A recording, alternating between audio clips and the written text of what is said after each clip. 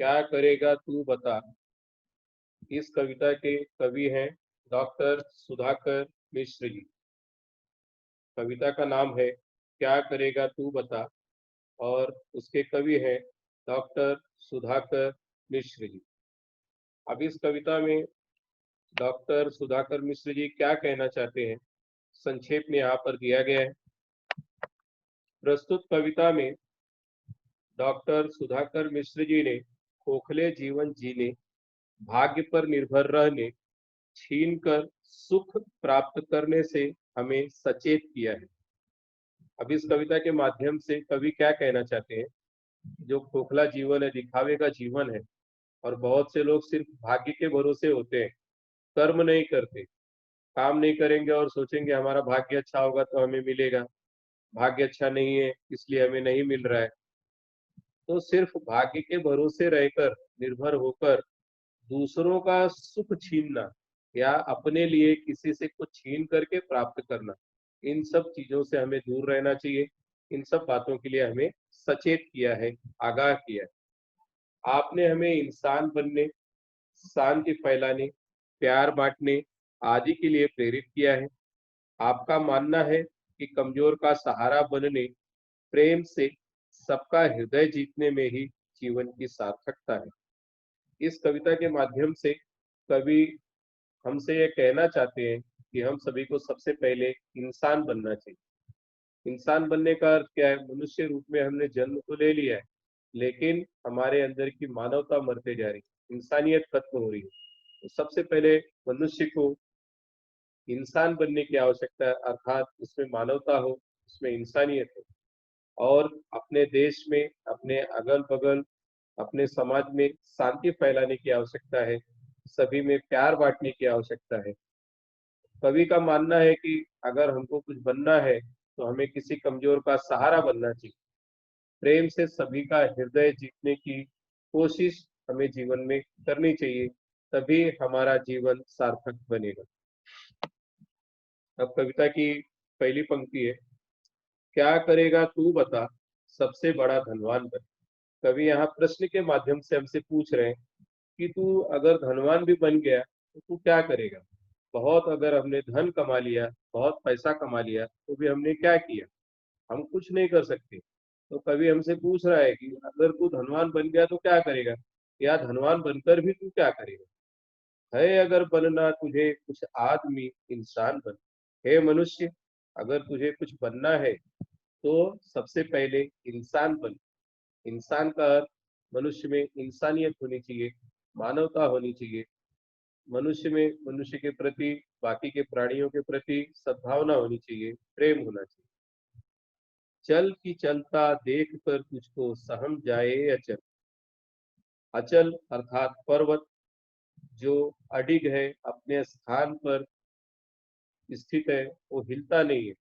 तो जब तू इतना अच्छा कार्य करेगा, तू आगे चलेगा, तुझे देख करके पर्वत भी सहम जाए, डर सा जाए तुम्हारे कर्मों से। चल की चलता देख कर तुझको सहम जाए अचल। अचल, अटल अर्थात पर्वत की तरह जो अचल है, या जो पर्वत भी अचल है अपने स्थान पर, तुझे चलता हुआ देखकर वह भी सहम जाए। सिर झुकाना ही पड़े, ऐसी न कोई चाल चल। तुझे कभी सिर झुकाने की आवश्यकता न हो। मनुष्य, तू ऐसा कोई कर्म न कर कि तुझे अपने जीवन में सर झुकाने की नौबत आए। तो हमें ऐसा काम करना चाहिए कि हमारे माता पिता हम पर गर्व करें, नाच करें। हम इस तरह का कोई काम न करें कि हमको कोई जीवन में शर्मिंदा होना पड़े, ऐसी कोई चाल न चले कि हमें अपना सिर झुकाना पड़े। कर्म का अपने ढिंढोरा पीटना बेकार है, हाथ में लेकर तुला इतिहास जब तैयार है। कर्म का अपने ढिंढोरा, ढिंढोरा का अर्थात डुग्गी। आज भी गांव में डुग्गी, अगर कोई सरकारी व्यक्ति आता है, कोई फरमान, कोई आदेश लेकर के, तो एक छोटा सा डफ की तरह होता है, डफली की तरह, वो बजाते हुए लोगों को जोर जोर से सारे गांव में, नगर में ढिंढोरा पीटना उसको बोलते हैं, डुग्गी बजाना। तो बहुत से व्यक्ति ऐसे हैं जो अपने कर्म का ढिंढोरा पीटते हैं। थोड़ा सा भी अगर सत्कर्म किया, अच्छा काम किया, तो सारे जग में अपनी बातें फैलाने की कोशिश करते हैं। तो कर्म का अपने ढिंढोरा पीटना बेकार है। तो हे मनुष्य, हे व्यक्ति जो भी है आदमी, तू अपने कर्म का ढिंढोरा मत पीट। कर्म का ढिंढोरा पीटना बेकार है। हाथ में लेकर तुला इतिहास जब तैयार है। तुला बैलेंस तराजू दिखाई दे रहा है, और इतिहास जो पूर्व की प्रमाणित बातें हैं, या हमारा जो भूतकाल है वह इतिहास है। तो कोई भी कर्म कर तू, अपने कर्म का ढिंढोरा मत पीट, क्योंकि इतिहास जो है, हमारे पूर्वजों ने जो कर्म किए हैं, उस तराजू को लेकर के इतिहास हमारी बातों को बताने के लिए हमेशा से तैयार है। हमारे पूर्व को बताने के लिए हमेशा तैयार है बुलाते मुक्त मन, संसार के सारे चमन। है बुलाते मुक्त मन अर्थात खुला मन, संसार के सारे चमन, चमन अर्थात बगीचा, बगिया। अगर तुम्हारा मन मुक्त है, किसी भी तरह की बुराइयों से अलिप्त है, कोई भी तरह की बुराई अगर हमारे मन में नहीं है, खुले मन से अगर हम जाते हैं, तो संसार के सारी बगिया हमारा स्वागत करेंगी, हमें बुलाएंगी। सूल बनकर क्या करेगा तू, अमन का फूल बन। हे व्यक्ति, हे मनुष्य, तू सूल बनकर क्या करेगा। सूल अर्थात कांटा। किसी के राह में कांटे बिछाना मनुष्य का काम नहीं है। तू अमन का फूल बन। तो कांटे बन करके तू क्या करेगा, उससे तो अच्छा है अमन अर्थात शांति। तू शांति का फूल बन, अर्थात शांति का पैगाम समाज में, देश में फैलाने का काम कर। इसका मतलब है कि हम कोई भी गलत कार्य न करें जिससे अपने देश को, अपने समाज को हानि हो। सारहीनों को गगन छूना बहुत आसान है, सारवानों से धरा की गोद का सम्मान है। अब यहाँ पर सारहीन और सारवान दो शब्द दिए हैं। सारहीन जिसमें निरर्थक, जिसका जीवन निरर्थक है, कोई भी तत्व नहीं है, तत्वहीन है। और उसी का अपोजिट विरुद्ध शब्द है सारवान, जो जिसमें तत्व है, जिसमें कोई सिद्धांत है। अगर व्यक्ति का कोई सिद्धांत नहीं, मनुष्य का कोई सिद्धांत नहीं है, तो वह गगन की ऊंचाइयां छू सकता है।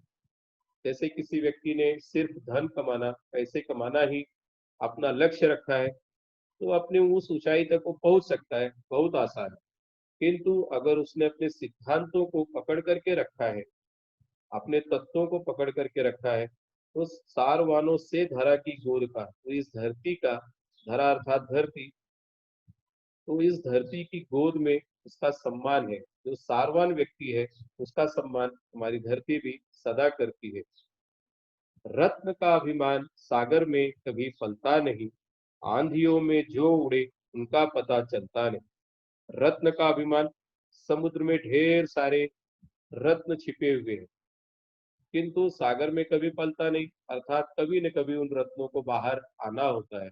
कोई गोताखोर जाएगा, कोई रत्न की खोज में जाएगा, उन रत्नों को वहां से निकाल करके लाएगा।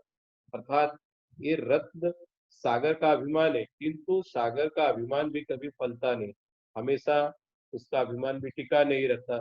इन रत्नों को कभी न कभी बाहर आना होता है। आंधियों में जो उड़े उनका पता चलता है। आंधियां जब आती है, तो जितनी बड़ी आंधी होगी, जितनी भीषण आंधी होगी, तूफान होगा, सब चीजें अगल बगल की जो भी है तिनके की भांति उड़ जाती है, और उस आंधी में किसी भी चीज का पता चलता नहीं। तो इन आंधियों में हम उड़ न जाएं, हम किसी तरह का अभिमान न करें, ऐसा हम मनुष्य को बनना चाहिए। बन अगर बनना तुझे है, प्यार का हिमगिरी विरल। हिम हिमालय के लिए, गिर पर्वत, हिमगिरी पर्वत पर्वत का नाम है। विरल, विरल का अर्थ है घना का अपोजिट, जो विरल है, स्पार्स बोलते हैं उसको, विरल, जो ज्यादा घना नहीं है। बन अगर बनना तुझे है, प्यार का हिमगिर विरल। हे मनुष्य, अगर तुझे जीवन में कुछ बनना है, तो हिमगिरी की तरह बन, हिम के पर्वत की तरह बन, और इस तरह से प्यार बांट जिस तरह से हिमगिरी पर्वत अपने ऊंचाइयों को छूता है, फिर भी चारों तरफ विरल है, अर्थात बहुत घना नहीं है। या खुशी की गंध बन, या बन दया दरिया तरफ। या तो जिस तरह से खुशबू हवा में फैल जाती है, किसी तरह का भेद नहीं करती, तो उसी तरह से एक खुशबू की तरह लोगों में खुशी खुशबू की तरह लोगों में खुशी को बांट। दया दरिया तरल, तरल का अर्थ होता है पानी की तरह, दरिया मतलब समुद्र, सागर छोटा। दया अर्थात अपना दिल अपना मन दयावान होना चाहिए। दया दरिया तरल, दरिया की तरह तरल होना चाहिए। तो इस तरह से हमें क्या बनना है, खुशी की गंध बनकर चारों तरफ फैले, और हमारा दिल तरल होना चाहिए, नरम होना चाहिए, विनम्र होना चाहिए।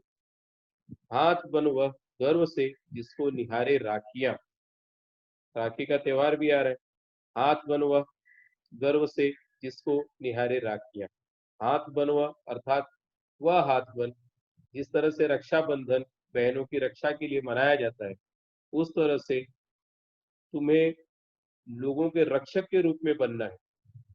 तुम इस तरह से बनो, इतने मजबूत, इतने सशक्त हाथ बनो, लोगों का सहारा बनो कि राखियां अर्थात हर कोई तुम्हें अपना भाई की तरह रक्षक बनाने के लिए गर्व करे, तुम पर अभिमान महसूस करे। या कि बन कमजोर के संघर्ष की बैसाखियां, बैसाखी, बैसाखी का अर्थात है जो सहारा लिया हुआ है, उसको बैसाखी कहते हैं। या मनुष्य तो किसी कमजोर का सहारा बन, यदि कोई व्यक्ति कमजोर है, कोई संघर्ष कर रहा है, उसकी वैसाखी अर्थात उसका सहारा बनने की कोशिश करे। सीख मत बनना बड़ा तू खोखले आधार से, खोखले मिथ्या जगत है, खाली कुछ है नहीं।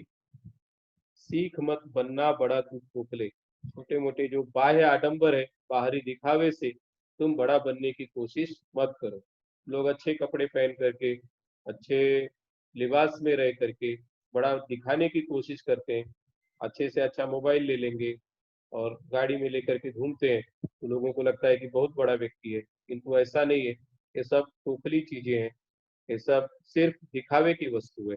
अगर इन सब चीजों को छोड़ना है, हमें त्यागना है, भाग्य से उपलब्ध वैभव या किसी अधिकार से, भाग्य के भरोसे मत रहो, अपने कर्म से किसी भी चीज को पाने की कोशिश करो। अधिकार से अर्थात बहुत से लोग अपनी पैतृक संपत्ति की वजह से ही बड़े होते हैं, अर्थात हमारे माता पिता धनवान है, बहुत बड़े हैं, तो उस अधिकार से हमको वो चीज मिली है, तो उसकी हमें कद्र नहीं होती। इसलिए हमको अपने आप से जो भी धन अर्जित करना है, अपने कर्म से, अपने मेहनत से पाना है। प्यार से जो जीत ले सबका हृदय विश्वास मन, अर्थात ऐसा व्यक्ति बनो, ऐसा इंसान बनो कि जो प्यार से सभी का दिल जीत ले, सभी का मन जीत ले। और सबसे बड़ी बात विश्वास, लोग हम पर भरोसा करें, हम पर विश्वास करें। मन मूर्ति व सत्कर्म की, सदधर्म की साकार बन, अर्थात ऐसी मूर्ति बन सत्कर्म की, अच्छे कर्मों की, सदधर्म की। साकार अर्थात जो दिखाई देता है, निराकार उसका अपोजिट शब्द है, अर्थात जिसका कोई आकार नहीं है, और साकार कर जिसका कोई आकार हो। तो यदि तुझे बनना ही है तो ऐसी साकार मूर्ति बन, ऐसे सत्कर्म कर कि सभी का मन, हम विश्वास लोगों का जीत सकें, लोगों का हम पर भरोसा बढ़े, सभी के हृदय में हम स्थान बनाए। तो हे मनुष्य, यदि तुझे बनना है तो अपने सत्कर्मों से, अपने सत्धर्म से अच्छा जीवन जी, अच्छा इंसान हो। अब यहाँ पर शब्द वाटिका दी है। इस शब्द वाटिका में कुछ अर्थ है। अचल अर्थात स्थिर, अटल बताया मैंने, जैसे पर्वत की तरह अटल, जो हिलता नहीं है, अडिग है। ढिंढोरा, डुग्गी बजाकर की गई घोषणा या सूचना देना, तो सरकारी फरमान आता है तो डुग्गी बजाते हैं और पूरे गांव गांव लोगों को बताते हैं। सूल अर्थात कांटा, कांटे की तरह मत बन, पहले ही बताया गया, फूल की तरह बनो। सारवान, अर्थपूर्ण, और इसका विरुद्धार्थी शब्द था सारहीन, अर्थात निरर्थक, जिसका कोई अर्थ न हो, तात्विक न हो। और सारवान का अर्थ है अर्थपूर्ण, तात्विक। विरल अर्थात जो घना न हो, अल्प हो। खोखला, व्यर्थ, थोथा या खाली। सत्कर्म, कोई अच्छा काम, पुण्य का काम। और उसके बाद यहाँ पर स्वाध्याय है। सूचना के अनुसार कृतियां करो, संजाल पूर्ण करो। कवि हमसे पूछते हैं हमें ऐसे बनना है, तो कैसे बने? 4 उसके अंदर खाली जगह दी गई है। हमें कैसे बनना है, इसको लिखना है कविता के माध्यम से। शब्द लिखकर उचित जोड़ियां मिलाओ। खुशी की, अब इसके अंदर जो भी फिलअप्स आएगा, कविता पढ़ोगे तो रिक्त स्थानों को आसानी से भर सकते हो। उसी तरह से काव्य पंक्तियां पूरी करनी है, सारहीनो, तो उसके आगे जो भी फिलअप्स है उसको पूरा करना है। धन्यवाद बच्चों, उम्मीद है आपको कविता समझ में आई।